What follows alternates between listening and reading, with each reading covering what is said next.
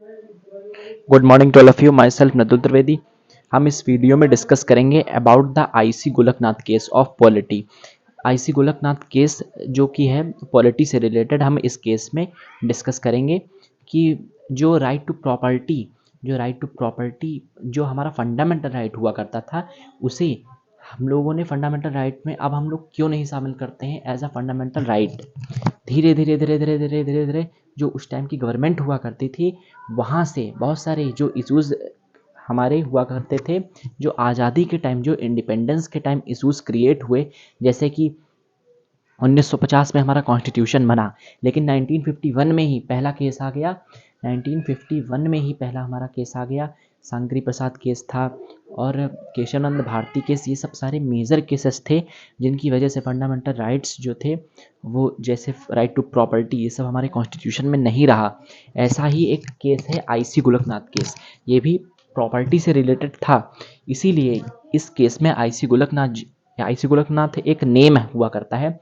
IC Golaknath एक name है। हम इस वीडियो में डिस्कस करेंगे अबाउट आईसी गोलकनाथ केस और 24th amendment and 25th amendment which is done by the government. Amendment मतलब संशोधन, क्या संशोधन हुआ उस समय हम देखते हैं। ये पॉलिटी से रिलेटेड टॉपिक है, मोस्ट इंपॉर्टेंट है, तो ध्यान से देखिएगा। तो आईसी गोलकनाथ केस में क्या हुआ? आईसी गोलकनाथ केस में 3 क्वेश्चंस कोर्ट से किए गए। पहला, can parliament amend fundamental rights? क्या पार्लियामेंट फंडामेंटल राइट्स को अमेंड कर सकती है? मतलब जैसे राइट टू प्रॉपर्टी है, क्या इसमें कोई संशोधन कर सकता है? फंडामेंटल राइट्स में कोई संशोधन कर सकता है? तो तो उस समय जो कोर्ट में केस गया, तो उसमें डिसीजन ये आया कि नहीं, पार्लियामेंट कैन नॉट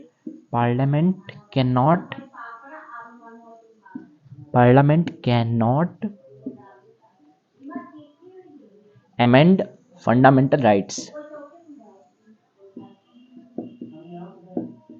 पार्लियामेंट नहीं अमेंड कर सकती फंडामेंटल राइट्स, क्योंकि this power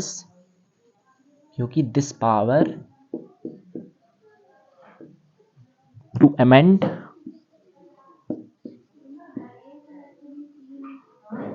fundamental rights is with these power to amend fundamental rights with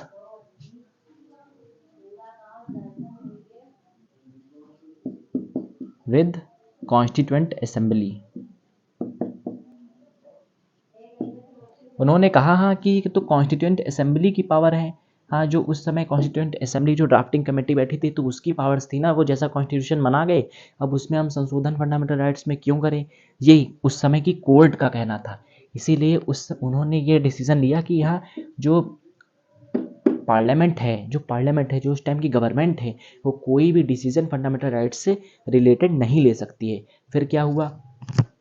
तो क्यों, और फिर एक, क्योंकि जो उस समय की गवर्नमेंट थी, उन्होंने ये बोला था हाँ कि आर्टिकल 368 के जरिए, क्योंकि आर्टिकल 368 में बताया है कि procedure to amend constitution, article 368। पहले हम समझ लेते हैं अलग से, क्योंकि इसकी इंपॉर्टेंस है इस केस में। आर्टिकल 368 में बताया है प्रोसीजर टू अमेंड कॉन्स्टिट्यूशन, मतलब तरीका किसे अमेंड करने का, कॉन्स्टिट्यूशन का।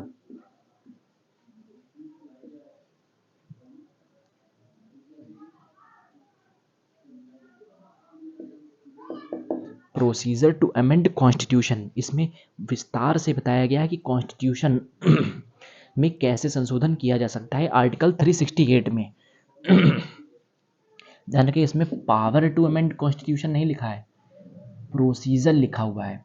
पावर टू अमेंड कॉन्स्टिट्यूशन नहीं लिखा है, केवल प्रोसीजर टू अमेंड कॉन्स्टिट्यूशन लिखा है, मतलब केवल तरीका लिखा है। लेकिन उस समय गवर्नमेंट ने इसी के जरिए पार्लियामेंट में संशोधन किया, जबकि पावर उनके पास नहीं थी, जो उस समय गवर्नमेंट हुआ करती थी उनके पास। फिर दूसरा क्वेश्चन रेज हुआ,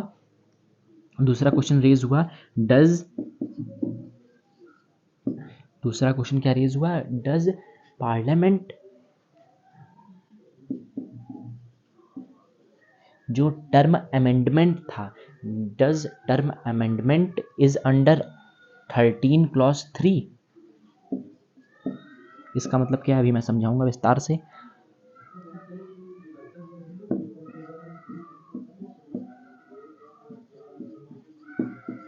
क्या टर्म अमेंडमेंट, टर्म अमेंडमेंट जो है ये अमेंडमेंट है, क्या टर्म अमेंडमेंट आर्टिकल 13 क्लॉज 3 में है? अब 13 क्लॉज 3 क्या है और 13 क्लॉज 2 क्या है, ये हम पहले अलग से देख लेते हैं, फिर ये हमें केस समझेंगे हम इसमें क्या बताया गया है। 13 क्लॉज 3 में बहुत सारे रूल्स, कस्टम्स, इन सबको रखा गया है। जैसे एग्जाम्पल चाइल्ड मैरिज, एग्जाम्पल क्या हो सकता है, चाइल्ड मैरिज हो सकता है। इसमें बहुत सारे, इसमें बहुत सारे रूल्स रेगुलेशंस, जो पुराने रूढ़िवादी विचार थे उन सबको रखा गया है। हाँ, बहुत सारे टॉपिक्स और इनके अंडर जो भी लॉ आएंगे वो अगर वो कोर्ट में जाते हैं हाँ, तो फिर उन लॉस को वॉइड कर दिया जाएगा। वॉइड मतलब हटा दिया जाएगा। अब हटाया किस आधार पे जाएगा, तो आर्टिकल 13 क्लॉज 2 के आधार पे, मतलब आर्टिकल 13 क्लॉज 2 को बेसिस माना जाएगा और हटा दिया जाएगा। आर्टिकल 13 क्लॉज 2 का मतलब क्या है, इसका मतलब होता है वॉइड एब इनिशियो। ये जुडिशरी की भाषा है इसीलिए इतनी टफ है। वॉइड एब इनिशियो मतलब होता है वॉइड फ्रॉम बिगनिंग।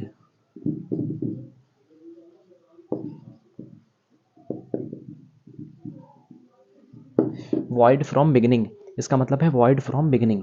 मतलब 13 प्लस 2 का मतलब क्या है, जब जब धीरे धीरे धीरे धीरे धीरे कोई लॉ जो गवर्नमेंट पास करे और वो लॉ फंडामेंटल राइट्स के कोई इन्फ्रिंज कर रहा है, उनके खिलाफ है, उनके अगेंस्ट है, तो हम क्या करेंगे, तो उस समय जो कोर्ट होगी वो क्या डिसीजन लेगी कि इस लॉ को वॉइड फ्रॉम बिगनिंग, मतलब जो जिस डेट से फंडामेंटल राइट, वो जिस डेट से फंडामेंटल राइट के अगेंस्ट वो लॉ इम्प्लीमेंट हुआ है उसी डेट से उस लॉ को हटा दिया जाए। जैसे फॉर एग्जांपल जैसे 1 नवंबर को अगर कोई लॉ बना है या इम्प्लीमेंट हुआ है और 10 नवंबर को कोई लॉ कोर्ट में जाता है, तो वो हटेगा कब से, तो टिल 1 नवंबर से। जैसे पुरानी कंडीशंस पहले थी उन कंडीशंस को दोबारा लाया जाएगा और उस लॉ को वॉइड फ्रॉम बिगिनिंग, शुरुआत से वो लॉ हट जाएगा। ठीक है, अब ये आपने 13 क्लॉज 3 और 13 क्लॉज 2 समझ लिया। जो भी इसमें लॉ आएगा उसे हटा दिया जाएगा, ये हमने समझा। अब इसमें क्या इसका रूल है हम देखते हैं। Does term amendment is under 13 clause 3, क्या अमेंडमेंट टर्म 13 क्लॉज 3 में आ गया है जो हटा दिया जाएगा? अमेंडमेंट क्यों हो रहा है, इसका बेसिस क्या है, तो इसमें बताया yes, term amendment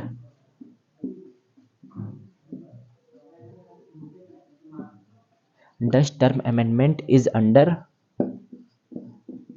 13 clause 3। Amendment term जो है 13 क्लॉज 3 के अंडर में आता है, इन्होंने बोला, कोर्ट ने डिसीजन लिया 13 क्लॉज 3 के अंडर में आता है।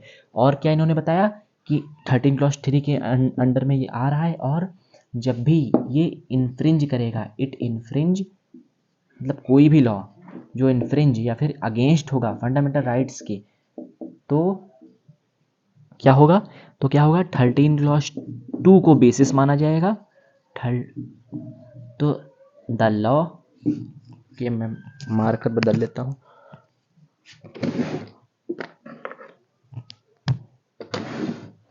तो फिर क्या होगा, द लॉ वॉइड या फिर avoid, the law avoid from beginning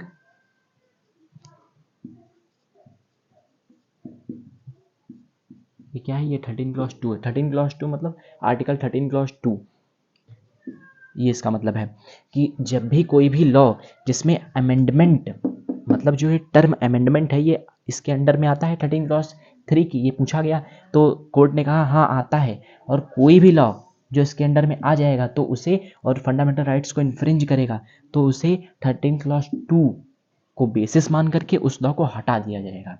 ये इस सेकंड क्वेश्चन का कोर्ट ने आंसर दिया। थर्ड क्वेश्चन क्या आया, थर्ड क्वेश्चन क्या आया, थर्ड क्वेश्चन उन्होंने पूछा कि what is the purpose of article 368, what is the purpose of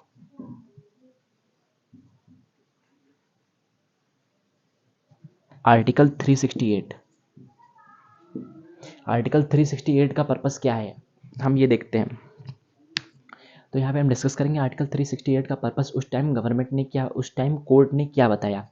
तो आर्टिकल 368 तो हमने समझ लिया है कि आर्टिकल 368 में बोला power to amend constitution, procedure to amend constitution. अब ये बताया गया था कि तरीका क्या है यहाँ कॉन्स्टिट्यूशन को अमेंड करने का।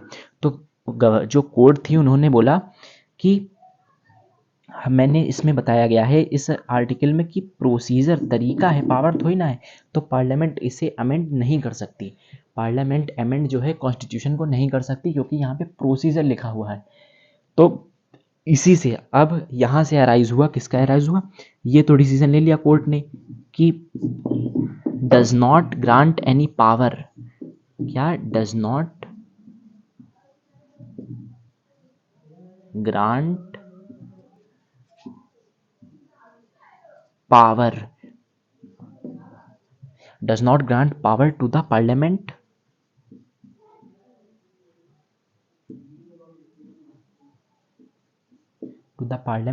to amend constitution,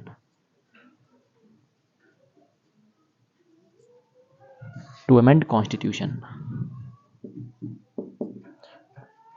कॉन्स्टिट्यूशन को अमेंड करने की, जो कॉन्स्टिट्यूशन को अमेंड करने की पावर है वो पार्लियामेंट के पास नहीं है, ये इसमें बोला गया।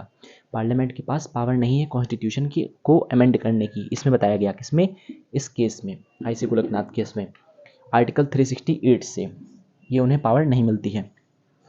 फिर क्या कहा गया, अब बोल तो गया पावर नहीं है, अब इससे अराइज हुआ 24th अमेंडमेंट का, वो हम देखेंगे, पहले आप स्क्रीनशॉट ले लीजिए।